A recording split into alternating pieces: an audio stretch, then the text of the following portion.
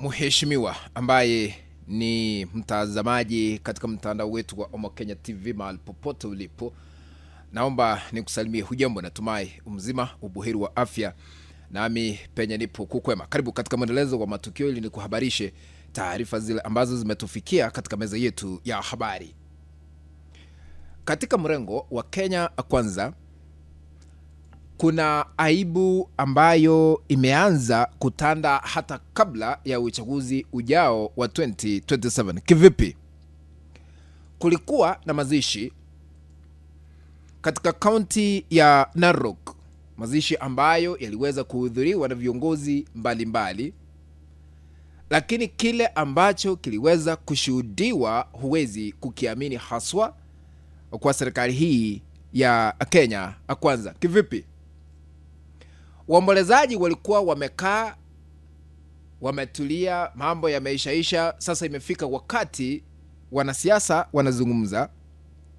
Inadaiwa wakati gavana wa kaunti ya Narok Patrick Ole Ntutu alipokuwa amesimama kwa kipaza sauti kuwazungumzia waombolezaji, akaanza kuonekana kumpigia kampeni Rais William Ruto ili kuchaguliwa katika uchaguzi ujao wa 2027.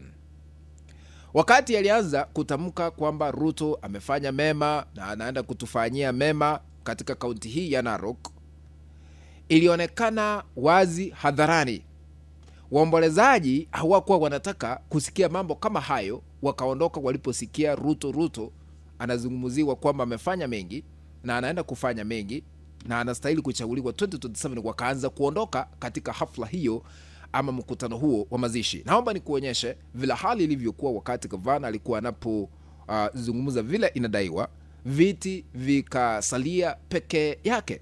Naomba tutazame, kwa sababu haya ndiyo yanaenda kuunda msingi haswa kwa yale ambayo tunaenda kuzungumzia kwa kanda hii. Tutazame vile hali ilivyokuwa.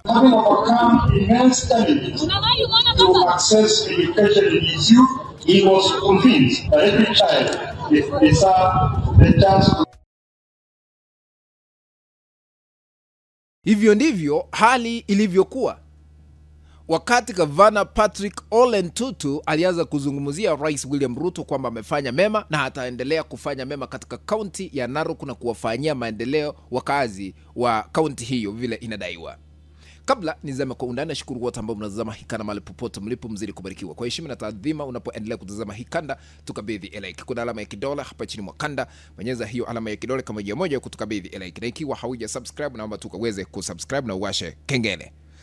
Nataka sasa tuchanganue kwa undani sababu ni zipi huenda ziliweza kuchangia waombolezaji kuondoka wakati gavana vile inadaiwa alipoanza kuzungumzia kuchaguliwa tena kwa Rais William Ruto. Number 1, kutoridhika kisiasa na uongozi wa sasa.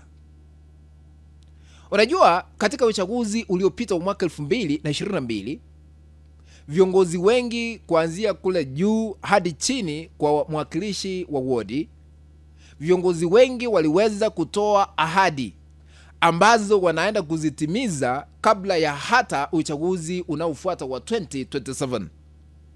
Waliotoa ahadi kwamba kutakuwa na ujenzi ama kuwekwa kwa lami kwa barabara fulani, sasa ni mwaka mmoja umesalia ili uchaguzi ukaweze kuandaliwa, lakini hawajaona lami hizo. Ikiwa kuna ahadi ambazo ziliweza kutolewa kwa kuunganishiwa stima, hawajaona, ndio maana wanaondoka kwa mikutano kama hii.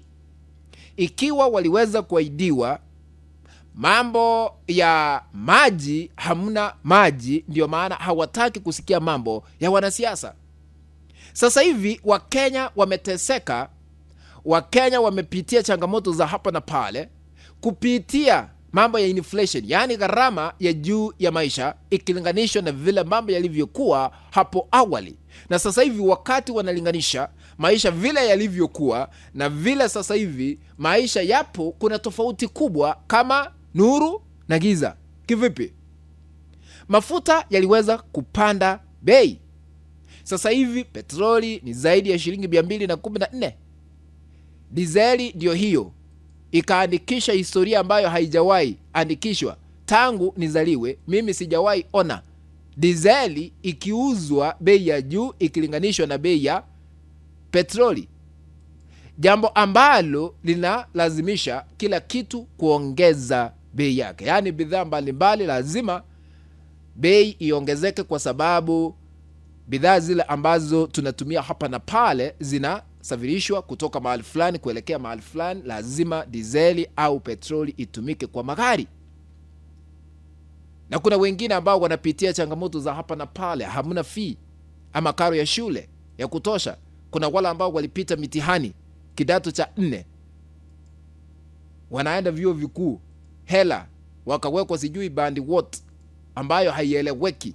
Yaani watu wamepitia mengi, sasa hawataki kusikia mambo ya wanasiasa. Hii inamaanisha ya kwamba katika uchaguzi ujao wa 2027 yeyote ambaye anaenda kufaidika anaenda kupita tu kimiujiza, kwa sababu ikiwa umekuwa uongozini na haujawahi fanya maendeleo vile kuna stahili, jipange kwenda nyumbani. Ndio maana hata Rigathi Gachagua ambaye alikuwa naibu rais wa Rais William Ruto akaapa akasema ya kwamba katika siku 45 atakuwa amekaa kule kijijini wa Munyoro kuhakikisha kwamba wamepata yule ambaye anaenda kubeberusha bendera hasa kutoka mrengo upinzani ili kumuondoa Rais William Ruto mamlakani kisheria kupitia uchaguzi ujao wa 2027. Na hata Ruto mwenyewe, wakati kulikuwa na maombi ya kitaifa hivi majuzi about 3 weeks ago, aliweza kudhibitisha akasema ya kwamba ikiwa Mungu ameamua Ruto, mimi ndiye naenda kuchaguliwa 2027, ni hivyo, hamuna binadamu anaweza kubadilisha. Ikiwa Mungu ameamua kivingine, ni hivyo, hakuna mwanadamu anaweza kubadilisha. Hata yeye yuko tayari,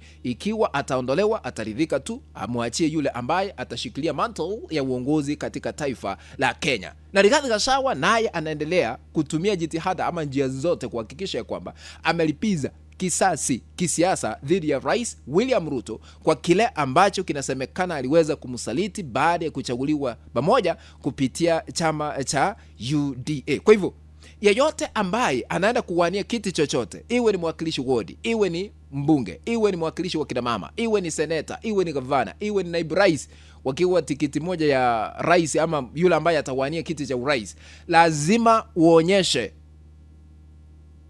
kile ambacho unaenda kukifanya. Lakini ikiwa umekuwa uongozini na haujawahi kukifanya, unataka uongezewe muda ili ufanye, itakuwa shida kubwa kuchaguliwa, kwa sababu wa Kenya wamerefuka. Na hata Rais William Ruto wakati alikuwa anafanya kampeni katika uchaguzi uliopita wa 2022 aliweza kudhibitisha kwamba katika taifa la Kenya wajinga waliisha, kila mtu ni mwerevu, kumaanisha kila mtu anaelewa ni nani anastahili kuchaguliwa kuwa kiongozi katika taifa la Kenya ili kusukuma gurudumu la maendeleo katika sehemu mbalimbali humu nchini. Ikiwa ulitoa ahadi na bado haujatimiza, lazima utakishuhudia. What do you think? Kufikia hapo mpenzi mtazamaji, ndipo natia kikomo katika uchanganuzi wa masuala haya ya kisiasa. Tukutane katika kanda ambayo nitaitengeneza hapo baadaye. If you have not subscribed to our YouTube channel, na kuomba tu ukaweze kusubscribe kwa kitufe pale chini mwisho kimeandikwa subscribe, bonyeza hicho kitufe ili kupatishwa na kuandikiwa subscribe. Kando kuna kengele, bonyeza kengele ili kupata kada zote pindi tu tunapoziweka katika mtandao huu